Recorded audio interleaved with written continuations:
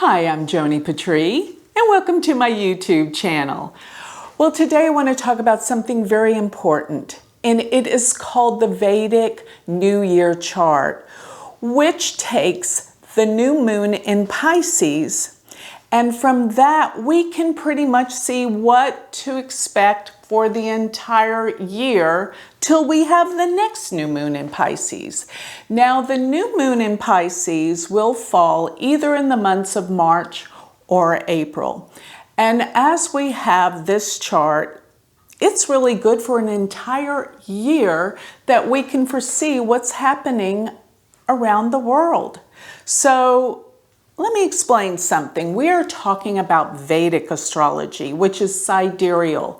And the sidereal zodiac, the beginning reference point, is in Pisces. So when we look at the new moon chart for Pisces, this is the beginning. And what we do to figure out where things are occurring is we bring up the charts according to when the new moon actually occurs, and when it does occur, when the moon and the sun come together, the exact degree and minute and second around the world, because it will be happening simultaneously everywhere in the world. It's just that it's a different time in every country and city in the world. And as we replace in these charts the longitude and latitude of whatever city or country we are interested in, we can better predict what's going to be happening around the world. Now, when we look at these charts, remember all the planets will be exactly the same. The sun and the moon will be at 10 degrees of Pisces because that's where they come together. But according to where it's occurring on Earth, even though it's happening simultaneously, what time and what country, this is how we can see where all these planets fall in accordance to the ascendant, because the ascendant will change according to where you are geographically, longitude and latitude around the world. So I thought I'd show you all these charts. Remember, all the planetary configurations remain the same, just the ascendant changes, because we're changing what? The time zone, the longitude and latitude for these places. So I know you guys want to really hear what I have to say, not all the astrological jargon, but for those of you that really are enjoying the astrological rhyme and reason, remember I have a university where I teach all of these things, online university, which is University of Vedic Astrology.com. Check it out. So the first chart that I'd like to put up here is going to be for the city of New York, New York, in the United States. So this Vedic new moon happens March 24th, 2020. And when we put up New York, you're going to find that the ascendant for this chart is in Aquarius. So look at the Aquarius ascendant. The most important aspects that I see happening during this time are going to be the Mars and Saturn conjunction. So I'm focalized on that throughout all of these charts because this is the most important conjunction that's going to really determine what's happening in these different places. So the interesting part about this chart is that the Mars and Saturn are in the 12th house. The 12th house deals with what? Things that are hidden behind the scenes, underneath the surface. And so this could be with the Mars, Saturn, Pluto together in the 12th house. This could deal with some type of attacks that are hidden. You can't see them coming. Sometimes this could be something like a subway, something that's underneath and can't be seen. Now, the new moon that's occurring is happening, of course, in Pisces, but the nakshatra it's in is called Uttara Bhadrapada. That nakshatra, its symbol is the serpent of the deep. And I feel like this is another indicator of things we can't see. But let me point out something else. This is called the back end of the funeral cot. When we look at the Bhadrapadas, which Purva Bhadrapada partially is in Aquarius and the other half is in Pisces, that nakshatra is the front of the funeral cot. We're talking up the funeral procession, carrying the funeral cot. So the first part deals with Purva. Purva always means former, and Uttara means latter. So this is the end of the funeral cot. And what does that mean? It means there's going to be more death. This year there's going to be more and more deaths. That's what this nakshatra and this Pisces new moon means. So with this being in the second house in Pisces for this chart, it's going to be that there's great expense that incurs from what? Something dealing with this 12th house matter. 12th house, besides being hidden, is losses. So New York City is a place that I'm concerned about based on this chart. So let's pull up Washington, D.C. When we pull up the chart for Washington, D.C., the ascendant changes. Now it is at 29 degrees of Capricorn. But this puts the Saturn, Mars, Pluto in the first house, affecting it deeply where it is affecting this chart. But 29 degrees is like the tail end of something, which means something's coming to an end. This can deal with something dealing with Washington, with government, with the United States. And when we look at the sun and the moon, they are in the third house. So be aware, transportation and things like that. But the Jupiter Ketu, which I forgot to mention, they are together still in Sagittarius, which represents fundamentalism and extremes with what? Beliefs. So that's prominent throughout this chart. Another thing, looking at the next chart, I wanted to look at Los Angeles, because Los Angeles, California, I'm always kind of concerned, are there going to be any earthquakes this year? So I pulled it up. I know that that's kind of like everyone's always asking me that. Now, pulling up this chart, the ascendant shifts to what? Sagittarius, where Ketu is right on the ascendant. And Ketu on the ascendant can mean the ground is becoming unstable. And I don't like the fact that the sun and the moon revert to the fourth house, which represents the land. But when I focus on the Saturn and the Mars, which are the most significant conjunction going on, they are in the second house.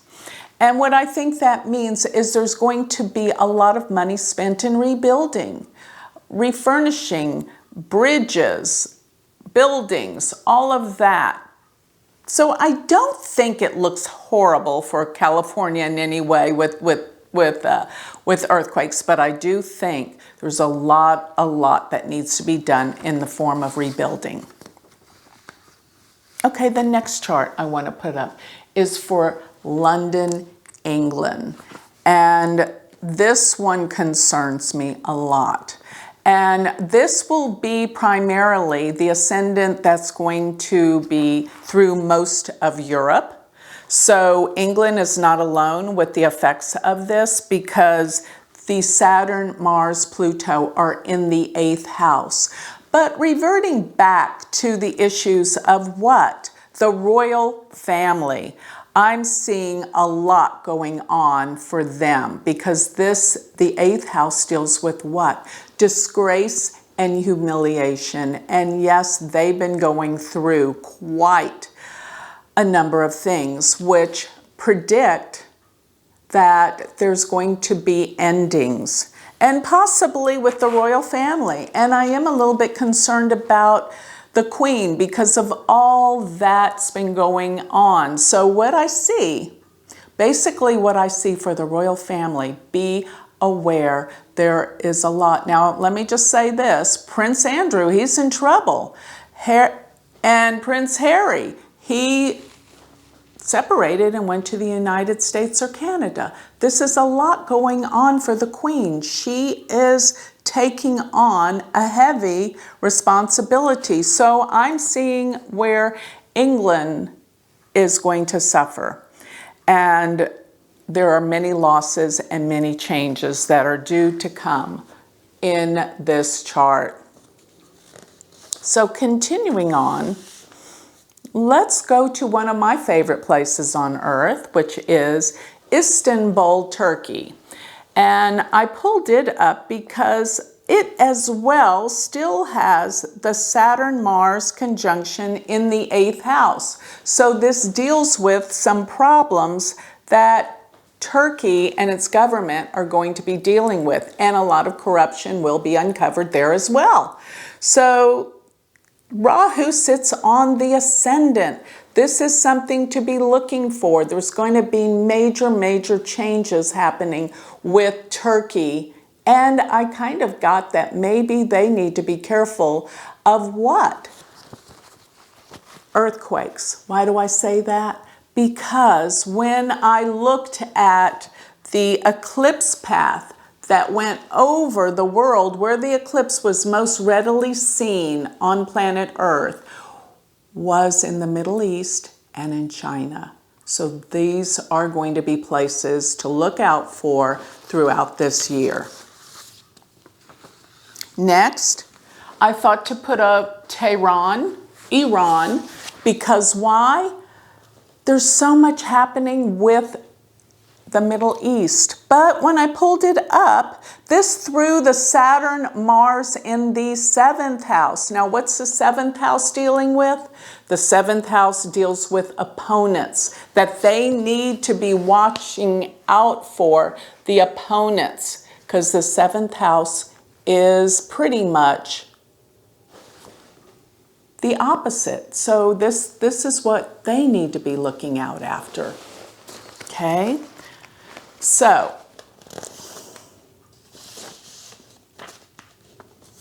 another one. Moscow. Moscow for Russia. How are the Russians faring through this time? Pulled up that chart, and again, the Saturn, Mars are in the 7th house, which the 7th house deals with what? The opponents. They need protection. That's what the Russians are going to have to deal with, because the 7th house is our opposite. Okay. Moving on to Sydney, Australia. I thought, you know what? We need to look at Australia. They have had all those horrendous fires. What's going on there? So bringing the ascendant all the way over to Libra. Guess what we have in Australia? The Mars, Saturn, Pluto conjunction are in the 4th house. This is not so good for the land. There could be some strikes on the land, but I definitely get that because of these fires and what's been happening in the country of Australia, things have got to be rebuilt, and they are. They're being rebuilt. Okay, last but not least, who's been having the most problems this year? China. So I pulled up China's chart. I find it fascinating. Why? Because for Beijing, China, this puts the ascendant in Leo. And guess what happens with Leo? The Mars, Saturn, Pluto go what? To the 6th house. What is the 6th house? Health and healing, diet, nutrition. They've got to clean up China, because China is having the worst with this coronavirus, and that's what the 6th house is all about. Health and healing, and that's what the Chinese are going to have to get it together, because there is a lot going on here, and they got to recover. But it's not going to happen unless they are watching out for healing this disease, this virus, and cleaning up their environment completely. Because what do we have here in China? We have pollution galore. And remember, that solar eclipse went directly over China. So here is the country that needs to really, really focus on health and healing. But just to sum it up, the countries that I feel like need the most help are going to be Europe, England, and on the East Coast, New York City. Be aware of what's to come there. Stay away from crowded places. Do not go to crowded places there. That's going to be an issue. And when I look back at Washington, D.C., yes, there is a lot that's going to be happening in terms of the government in the United States. So please be aware that this is a wonderful, wonderful predictive tool that can give us a better idea of not only what's going to be happening in the world, but where. With that, I'd like to close. If you'd like more information or you would like a reading or to sign up for my free newsletter, go to my website, which is galacticcenter.org. Or if you would like to learn Vedic astrology, go to my university website, which is University of Vedic Astrology.com. Thank you.